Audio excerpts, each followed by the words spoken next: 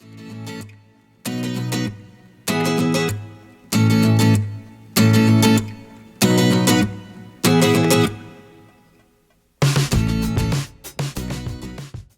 morning, class. Today we're going to have an exciting lesson. We are going to be learning about sequencing. So, for me to teach you about sequencing, I am going to make cookies as I teach you the lesson. So, first, I want to explain to you what sequencing is. It is a process in which things go in order. So we use words like first, then, now, next, and last. And those are just some examples that we use. So as I start the process, I want to tell you the first thing I did. First, I put our oven on 350 to bake. Next, I'm going to start by adding the ingredients into the mixing bowl.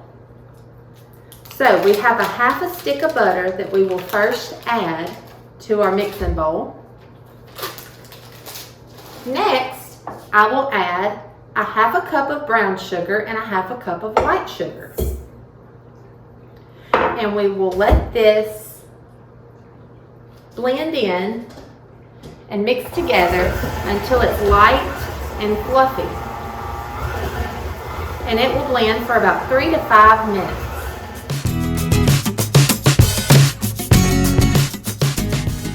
Hey guys, alright, I'm back. This has blended very well together. It smells like delicious.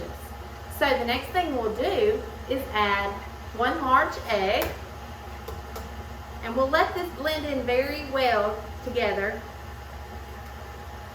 with the sugar and the butter. And then we'll add a teaspoon and a half of vanilla,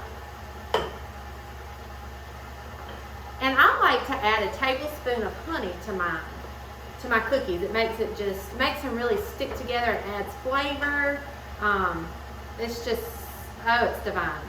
So we'll let that blend in really well together, and I like to scrape the sides of my bowl as that blends to make sure all our ingredients are incorporated really well.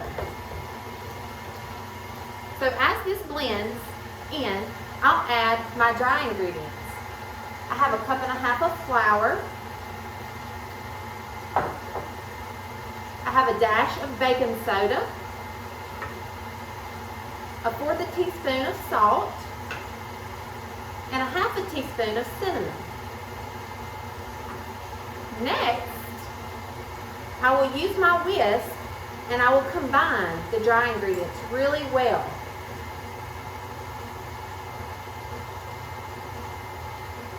After that, I will pour the dry ingredients into the mixing bowl very slowly.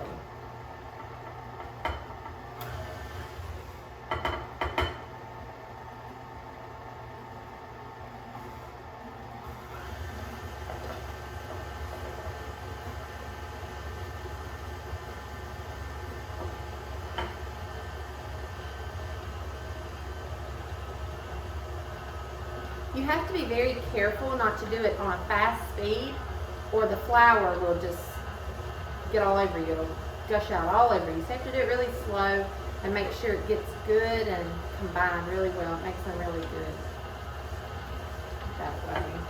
Make sure everything's good and combined. Alright, now the last thing we do is add 1.5 cups of oats to our cookies. And make sure that's really good and combined. I'll slowly add the oats in. You don't want to beat it too much after you add the oats, but you do want to make sure it's all incorporated really well. So I'll make sure all that's in there really good.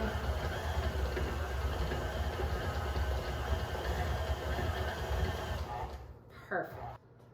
So the last thing I'm doing is I'm dropping the cookie dough into small balls onto our prepared cookie sheet, and we will bake these in our preheated oven for about 11 minutes or so, and they will be perfectly cooked.